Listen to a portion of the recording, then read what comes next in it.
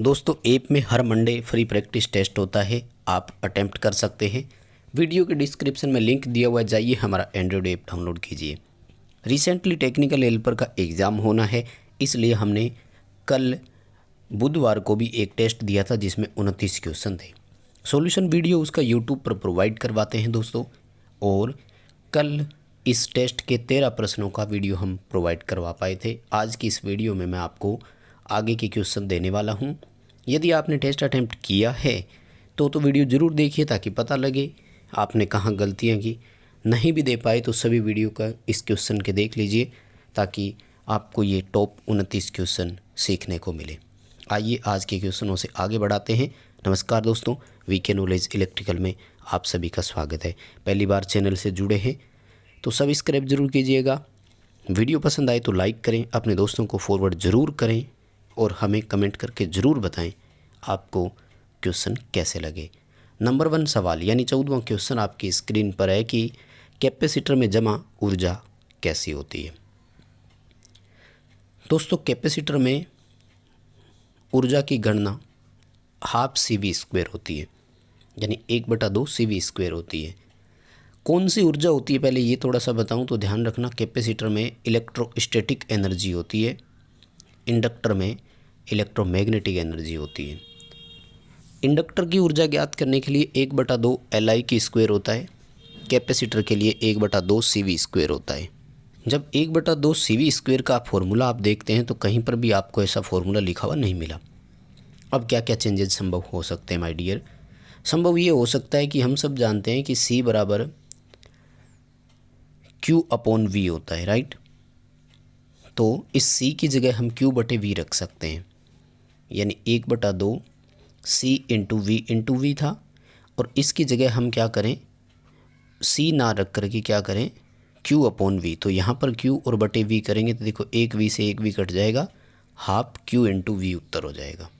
Calculation करके मिलान करना, answer अपना A आएगा। काफ़ी इम्पोर्टेंट क्वेश्चन है ये, आ सकता है। इसका न्यूमेरिकल भी पूछा जा सकता है। तो सिंपल डेटा जो है वो हमें दिए हुए हैं, दिए गए आंकड़ों को संख्याओं के रूप में रखना है, सॉल्यूशन करना है, उत्तर आ जाएगा। इलेक्ट्रोस्टैटिक एनर्जी का ये फॉर्मूला था। इंडक्टर में इलेक्ट्रोमैग्नेटिक है, 1/2 Li² होता है। आगे देखिए सवाल नेक्स्ट क्या कह रहा है। सिंक्रोनस जनरेटर है। सिंक्रोनस जनरेटर को अपन अल्टरनेटर बोलते हैं, ध्यान रखना। उसकी एक्साइटेशन का पात हो जाता है, यानी समाप्त हो जाती है। एक्साइटेशन किसको मिलती है, रोटर को। तो ये निम्न के रूप में काम करता रहेगा। दोस्तों अगर जनरेटर बिना एक्साइटेशन के चलता रहे, मतलब प्राइम मूवर मिलता रहे और रोटर को मतलब घुमाते रहें अपन, लेकिन उसमें एक्साइटेशन नहीं हो अगर, तो ये एक इंडक्शन जनरेटर की भांति काम करने लग जाएगा। प्रेरण जनरेटर जो होता है, इंडक्शन जनरेटर जो है, इसका अपने को आंसर करना है, डी उत्तर आएगा। यानी बिना एक्साइटेशन के अगर प्राइम मूवर के साथ एक जनरेटर चलता है तो वो इंडक्शन यानी प्रेरण जनरेटर कहा जाएगा। सवाल 16वां देखिए, जिसमें 2 ऑप्शन ऐसे हैं जो आपको लग रहा होगा कि सही हो सकते थे। देखो, विशुद्ध रूप से प्रेरक। विशुद्ध का मतलब है प्योरली इंडक्टिव। अब हम सब जानते हैं प्योर इंडक्टिव में करंट और वोल्टेज के बीच फेज अंतर 90 डिग्री का होता है और इस सर्किट का पावर फैक्टर 0 होता है। अगर पावर फैक्टर 0 है तो वास्तविक शक्ति का फाइनल मान जो होता है वो सदैव कितना होता है, 0 होता है। अब देखो अगर 0 है तो इसकी 2 परिस्थितियां होती हैं जो आप ऑप्शन में देख रहे हैं। B और C दोनों ऑप्शन दोस्तों इसके लिए बिल्कुल सही है, ठीक है। लेकिन अब ऐसे में ऑप्शन कौन सा करें, तो जब इस तरह की लैंग्वेज आए तो आपको B ऑप्शन के साथ जाने में बताऊं। वो ये कह रहा है कि 1 वाट मीटर, क्योंकि एक्चुअल में लोड तो है ही ना, दोनों वाट मीटर शून्य संकेत तो तब भी करते हैं जब सप्लाई ऑफ हो। ऐसी सिचुएशन भी तो क्रिएट हो सकती है ना। लेकिन ये जो सिचुएशन आप देख रहे हैं B ऑप्शन वाली, इसके बारे में ये कहा गया है कि ये परिस्थिति तभी आएगी जब विशुद्ध प्रेरक लोड या विशुद्ध कैपेसिटिव यानी प्योर इंडक्टिव या प्योर कैपेसिटिव लोड कनेक्टेड होगा तो ही होगा। 1 वाट मीटर प्लस की 100 वाट रीडिंग दे रहा है तो दूसरा माइनस की 100 वाट रीडिंग देगा, एंड फाइनली जो परिणामी वाटेज है वो कितनी है, 0 है। दूसरे ऑप्शन के साथ इसलिए नहीं गए कि दोनों वाटमीटर शून्य संकेत, तो इसका मतलब ये भी तो हो ही सकता है कि मीटर के कनेक्शन ही नहीं हो पाए, मीटर में ही कहीं ना कहीं एरर हो, इसलिए रीडिंग वाला ही उत्तर सही माना जाता है कि दोनों वाटमीटर बराबर मान परंतु विपरीत दिशा में रीडिंग देते हैं। दोनों वाटमीटर समान मान एक ही दिशा में रीडिंग देते हो दोस्तों, ऐसा तब होता है जब प्योर रेजिस्टिव सर्किट हो, यानी इकाई पावर फैक्टर हो। और अगर पावर फैक्टर इकाई से कम हो, 0.5 तक हो, तो दोनों वाटमीटर की रीडिंग अलग अलग होगी, लेकिन होगी दोनों की पॉजिटिव।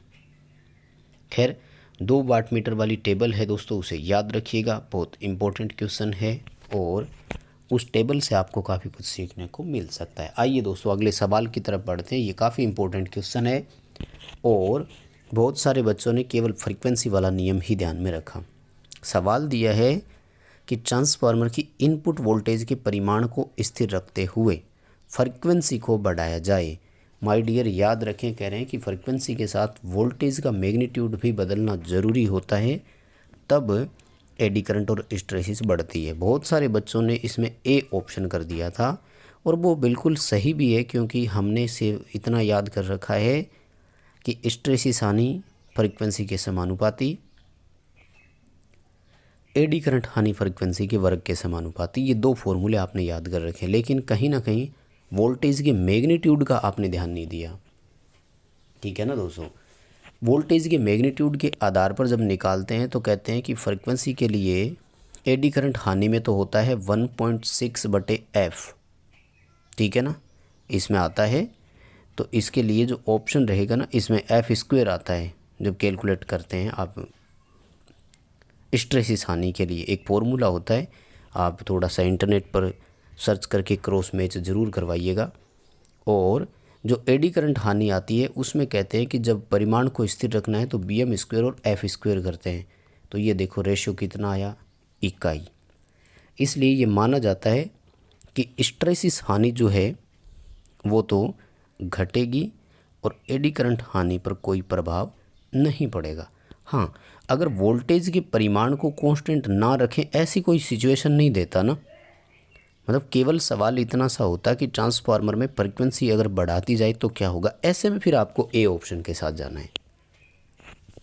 ये कहते हैं कि सवाल में इफ़, किंतु, परंतु, बट, लेकिन नहीं होना चाहिए, तब क्वेश्चन होता है। आप इसे थोड़ा नेट पर सर्च करें, मुझे लगता है और ज़्यादा इसे समझ पाएंगे। खैर, अब इसी उत्तर करना है, हिस्टैरिसीस हानि घटेगी, एडी करंट हानि पर कोई प्रभाव नहीं। अगला सवाल है, 440 वोल्ट डीसी मोटर के आर्मेचर का प्रतिरोध 0.5 ओम है और फील्ड 440 ओम का है। नो लोड पर 2.5 एम्पीयर करंट लेता है। आर्मेचर में से प्रवाहित धारा कितनी है? नो लोड पर आर्मेचर करंट पूछिए। देखो, शंट मोटर के लिए आर्मेचर धारा के लिए लोड करंट और शंट फील्ड करंट का योग फॉर्मूला होता है कि नहीं? जब नो लोड करंट है तो I0 + ISH कर, तो बात तो एक ही है। नो लोड करंट और शंट फील्ड करंट का योग ही तो करना है।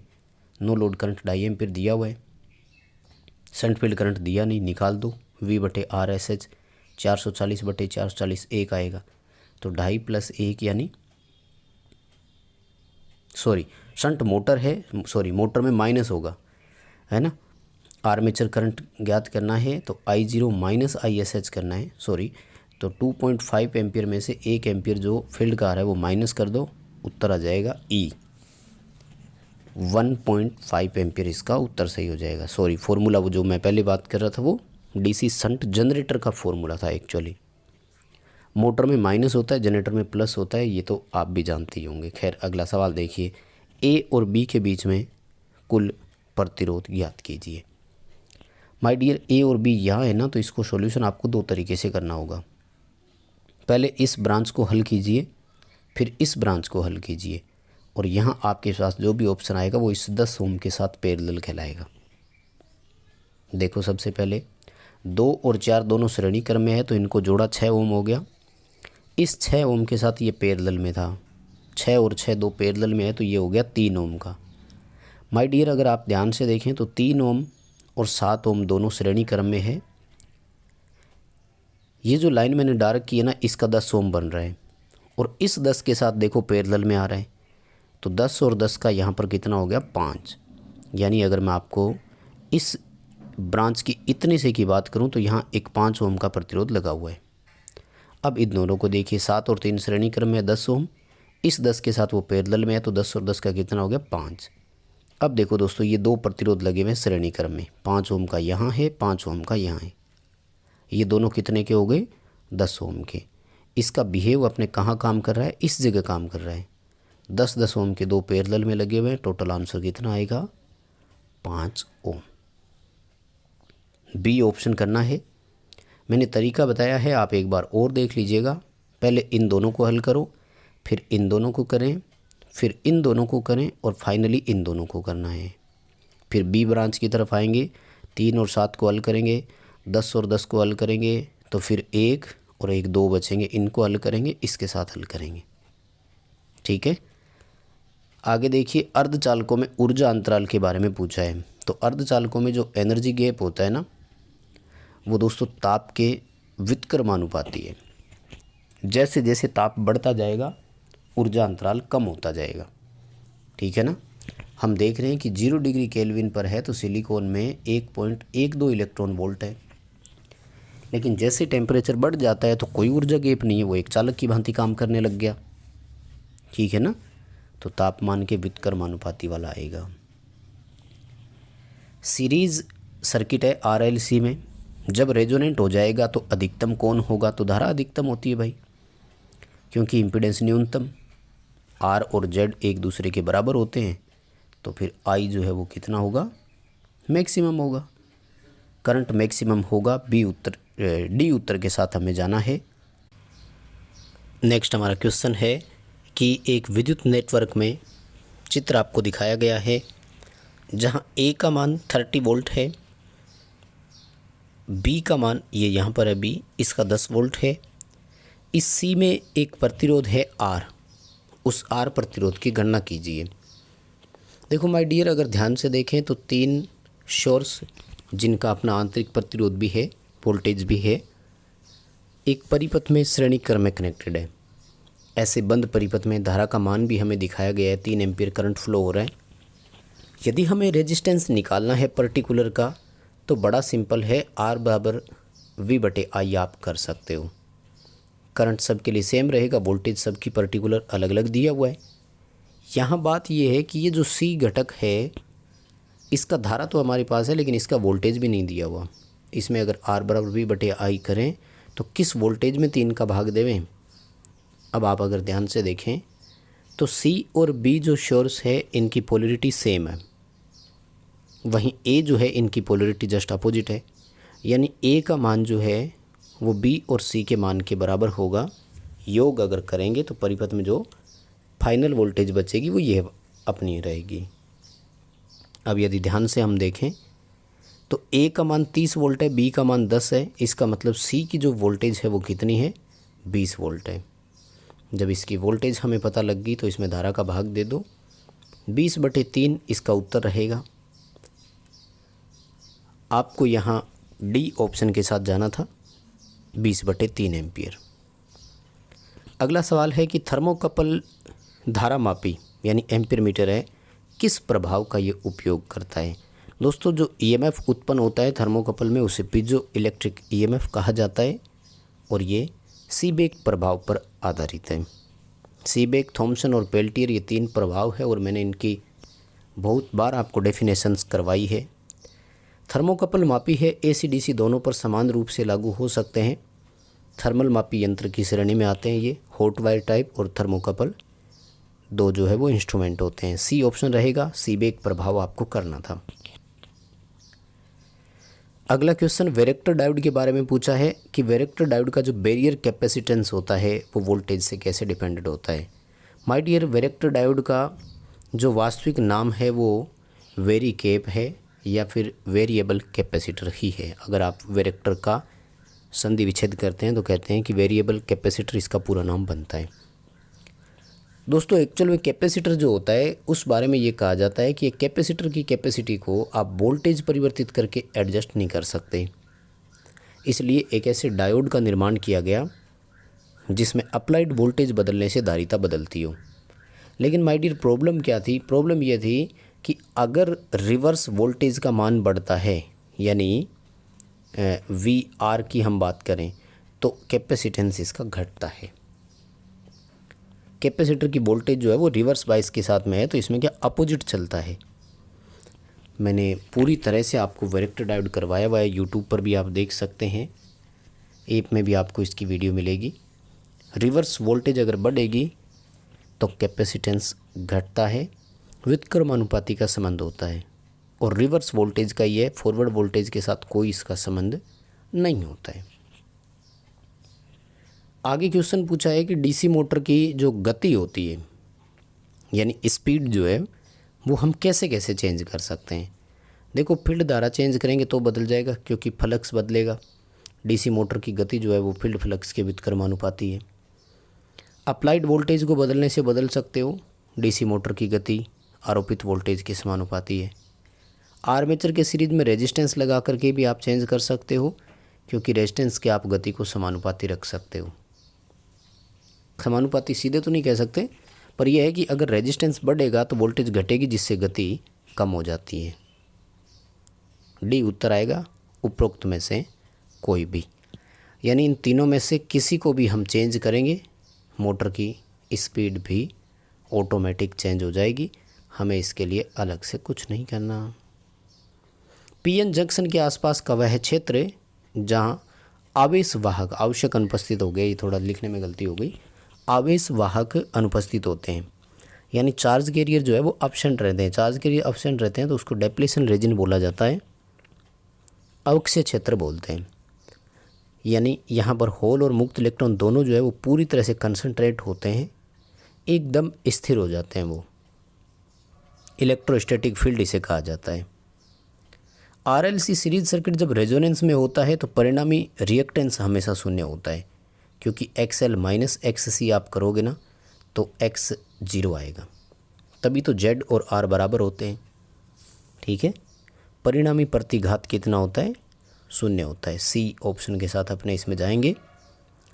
रेडियो और टेलीविज़न में वॉल्यूम कंट्रोल करनी है, किस प्रकार का पोटेंशियोमीटर काम में लेंगे? लोगरिथम पोटेंशियोमीटर काम में लेंगे दोस्तों, और इसमें मैंने आपको बताया हुआ है कि टर्न जब आप 1/2, 1/4 और 3/4 टर्न लेते हैं तो कितना बदलता है? 2.5%, 42.5 और 25%, ये इसमें चेंजेज आते हैं।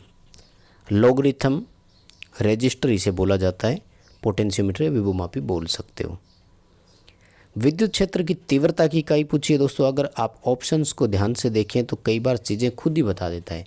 इलेक्ट्रिक फील्ड इंटेंसिटी की इकाई है दोस्तों वोल्ट प्रति मीटर आएगा, ठीक है ना? क्या आएगा? वोल्ट प्रति मीटर। फैराड प्रति मीटर देखो विद्युतशीलता परमिटिविटी की है, हेनरी प्रति मीटर जो है ये चुंबकशीलता की इकाई है, तो वोल्ट प्रति मीटर वाले ऑप्शन के साथ आपको इसमें जाना था। बस दोस्तों ये थे 29 क्वेश्चन आज के हमारे टेस्ट में। जनरली मैं टेस्ट में 25 क्वेश्चन ही रखता हूँ, लेकिन आपके एग्ज़ाम नज़दीक है इसलिए ज़्यादा से ज़्यादा क्वेश्चन प्रोवाइड करवा रहा हूँ। आप हमारा सपोर्ट कीजिए, वीडियो लाइक कीजिएगा, चैनल को सब्सक्राइब कीजिए, ऐप डाउनलोड ज़रूर करें, कमेंट करके ज़रूर बताएं क्वेश्चन कैसे लगे।